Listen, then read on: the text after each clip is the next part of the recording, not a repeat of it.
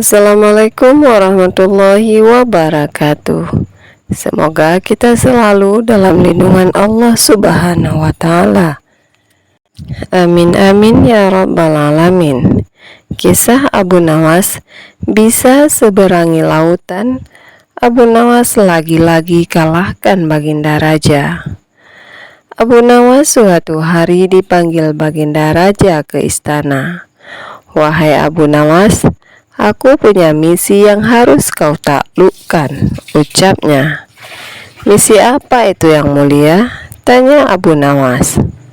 Begini, kau tahu kan negeri kita ini punya teluk yang luas, tapi sayang tidak pernah ada satu orang pun sanggup menyeberanginya. Apakah kau mau berenang ke sana? Tanya Raja. Abu Nawas tidak bisa berkutik.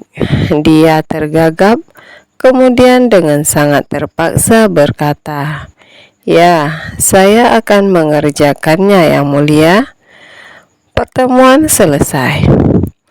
Abu Nawas menggerutu begitu meninggalkan istana. Kepalanya tiba-tiba menjadi berat. Susah diajak berpikir. Asam lambungnya juga naik. Tanda stres sedang hinggap. Selanjutnya si cerdik ini berjalan gontai ke pantai. Ia memandangi teluk yang luas itu. Beberapa kali Abu Nawas menarik nafas dalam-dalam. Pikirannya masih kalut ketika dia akhirnya duduk di bawah sebuah pohon palem. Dia coba mencari ide menyiasati misi yang mustahil tersebut. Pada waktu itu Abu Nawas melihat pakaian anak-anak tergeletak di atas bebatuan di sampingnya. Di mana anak itu? Mereka pasti berenang di pantai, gumam Abu Nawas.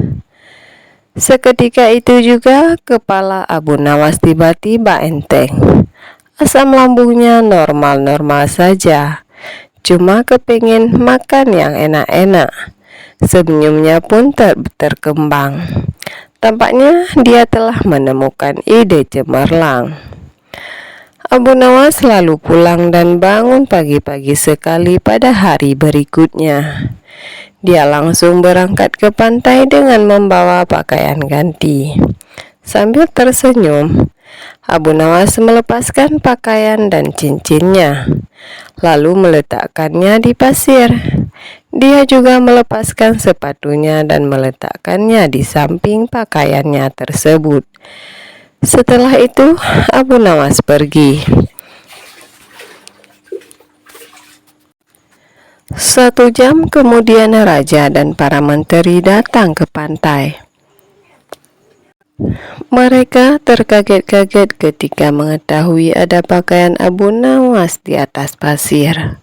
Mereka pun berpikir Abu Nawas sedang berenang mengarungi laut untuk mencapai teluk. Luar biasa ini orang, ucap sambil geleng-geleng kepala. Ucap Raja sambil geleng-geleng kepala. Meski demikian, beberapa ajudan Raja ada yang tidak yakin jika Abu Nawas benar-benar berenang menyeberangi lautan. Mereka akhirnya pergi mendatang. Mereka mendatangi rumah Abu Nawas untuk memastikan keberadaannya. Sayang, di sana rombongan Raja hanya bertemu istri Abu Nawas yang menceritakan keberadaan suaminya. Kemarin ia bercerita kalau akan berenang menyeberangi teluk. Dia berkata bahwa Yang Mulia memerintahkan. Dia berkata bahwa Yang Mulia memerintahkannya melakukan demikian. Sebenarnya saya tidak tega membiarkannya pergi, karena saya tahu dia bukan perenang yang baik, kata istrinya dengan nada sedih.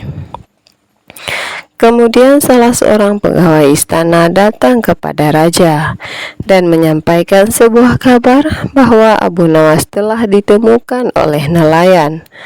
Abu Nawas dijemput oleh rombongan Raja di tepi pantai dengan keadaan pura-pura pingsan. Melihat Abu Nawas tidak berdaya, raja kemudian berupaya membangunkannya. Beruntung senyuman manis Abu Nawas setelah tersadar membuat lega raja, karena Abu Nawas selamat dari maut. "Kau hebat Abu Nawas," pungkas baginda raja. Begitulah kisahnya. Wallahu a'lam bishawab. Kisah selanjutnya, sandal jepit jadi senjata. Abu Nawas gampang kalahkan jin yang jahat.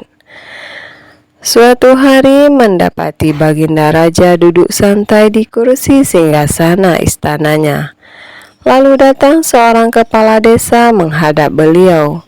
Dia mengadukan permasalahan yang sedang menimpa kampungnya. "Ampun baginda raja yang mulia, hamba mohon pertolongan baginda," ujar kepala desa itu. "Memangnya apa yang menimpa kampungmu?" tanya baginda raja.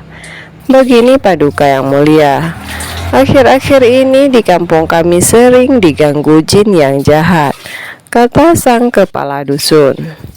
"Kenapa bisa begitu? Apa yang membuat jin tersebut mengganggu kampungmu?" tanya lagi baginda raja penasaran. "Paduka yang mulia, kampung kami mempunyai kekayaan alam yang berlimpah. Hampir setiap musim panen kami selalu mendapat banyak keuntungan," jawab kepala dusun. Mendengar jawaban tersebut, baginda raja menjadi bingung. "Lalu apa hubungannya? Masa gara-gara kampungmu subur membuat jin tersebut mengganggu?" tanya baginda raja heran. "Benar paduka yang mulia, jin tersebut mengaku berkat jasa dialah kampung kami menjadi subur dan melimpah. Oleh karenanya, setiap datang musim panen ia meminta tumbal seorang gadis. Bila permintaannya tidak kami penuhi, ia mengancam akan menghancurkan desa kami," jelas kepala dusun. "Oh, jadi itu alasannya. Baiklah, sekarang kamu pulang saja. Nanti saya akan mengutus seseorang untuk mengatasi masalah di kampungmu," ucap baginda raja. Selepas kepala dusun itu pamit pulang, baginda raja memanggil semua penasehat istana untuk mencari solusi atas permasalahan yang menimpa kampung tersebut. "Paduka yang mulia, yang kita hadapi adalah makhluk halus. Kita tidak bisa melawannya dengan pasukan kerajaan.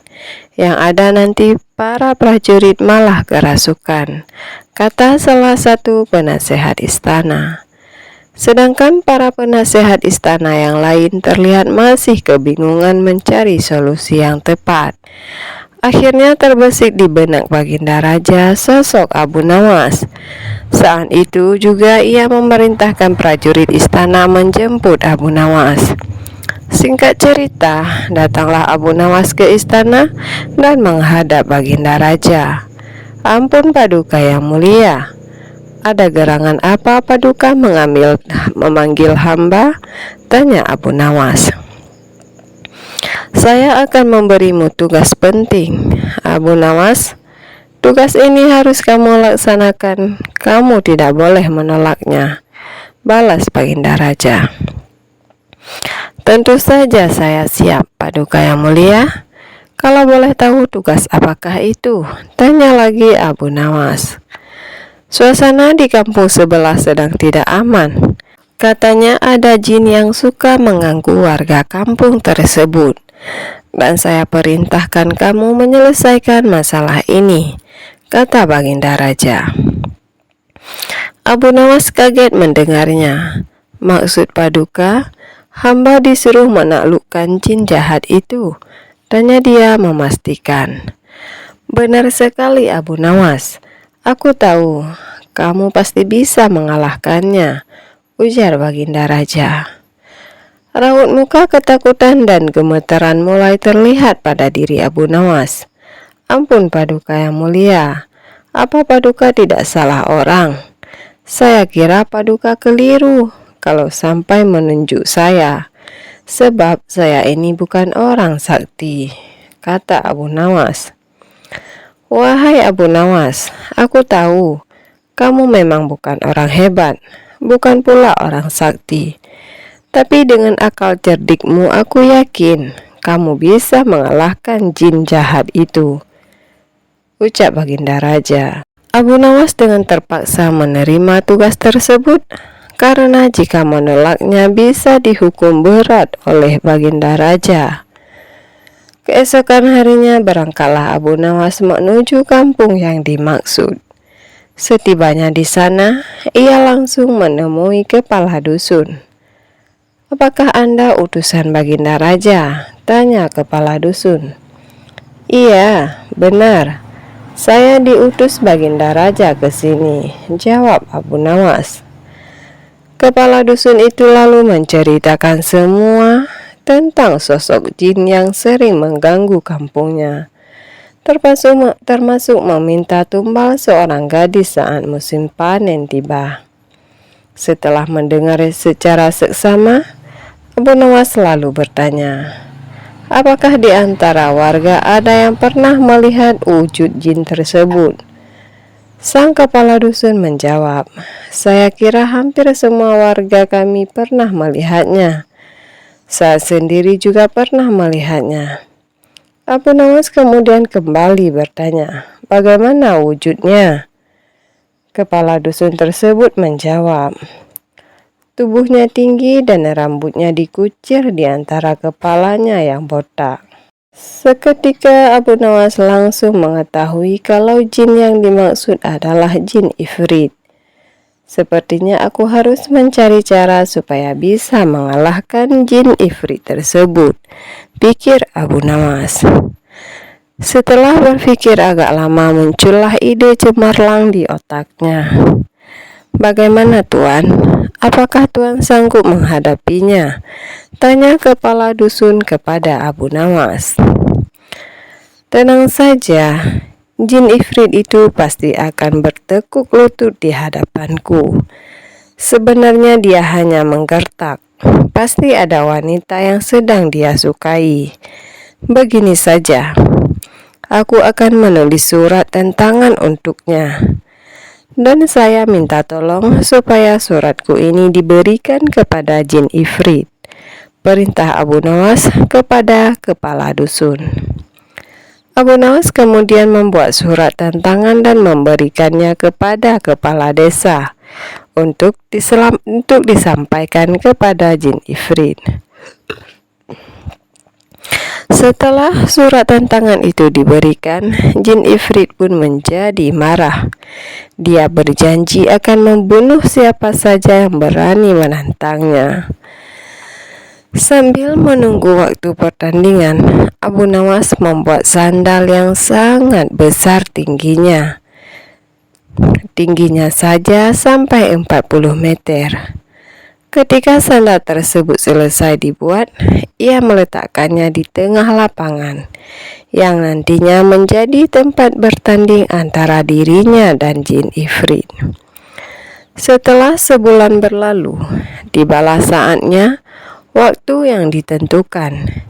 Jin Ifrit yang sudah geram menahan emosi langsung menuju lapangan untuk menghancurkan orang yang menantangnya. Dia datang dengan suara yang menggelegar. "Di mana laki-laki yang berani menantangku? Keluarlah. Aku akan hancurkan tubuhnya," ucap jin Ifrit sambil marah-marah. Para warga yang tadinya berkumpul hendak menyaksikan pertandingan spontan berlarian meninggalkan lapangan karena takut menjadi sasaran amukan jin Ifrit. Berapa lama muncullah Abu Nawas ke tengah lapangan untuk menghadapi jin yang jahat itu. "Oh, jadi kamu yang bernama Abu Nawas, orang yang berani menantangku. Apa kamu sudah bosan hidup?" tanya. Sekarang kita bertarung." tentang jin ifrit. "Maaf, Anda salah orang. Saya ini muridnya Abu Nawas," kata Abu Nawas berpura-pura. "Lalu ngapain kamu datang kemari? Cepat panggil gurumu untuk bertarung denganku," perintah jin ifrit. "Jangan khawatir, guruku pasti datang kemari. Aku kesini disuruh mengambil sandal guruku. Kemarin sehabis latihan, sandalnya tertinggal," balas Abu Nawas sambil menunjukkan sandal yang sangat besar yang tergeletak hampir menutupi separuh lapangan. "Itu sandalnya Abu Nawas?" tanya jin ifrit. "Iya benar. Memangnya kenapa? Tapi saya tidak kuat mengangkatnya sendirian. Maukah kau membantuku membawa sandal ini?" pinta Abu Nawas melihat sandal yang berukuran sangat besar tersebut. Sejenak jin ifrit itu terdiam. Dia berpikir, sandalnya saja sebesar lapangan. Bagaimana orangnya? Jin ifrit pun mulai ketakutan. "Atau begini saja, saya akan panggil guru saya untuk datang ke sini langsung. Kalau saya ditanya mana sandalnya, saya akan beralasan kalau kamu menghalang-halangi saya untuk mengambil sandalnya," ujar Abu Nawas. Jangan lakukan itu. Lebih baik aku pergi saja sekarang, dan aku berjanji tidak akan pernah mengganggu desa ini lagi," balas jin ifrit yang jahat ini berteriak dan segera menghilang karena ketakutan. Sejak saat itulah kampung tersebut kembali aman dari gangguan jin ifrit. Wallahu a'lam bishawab.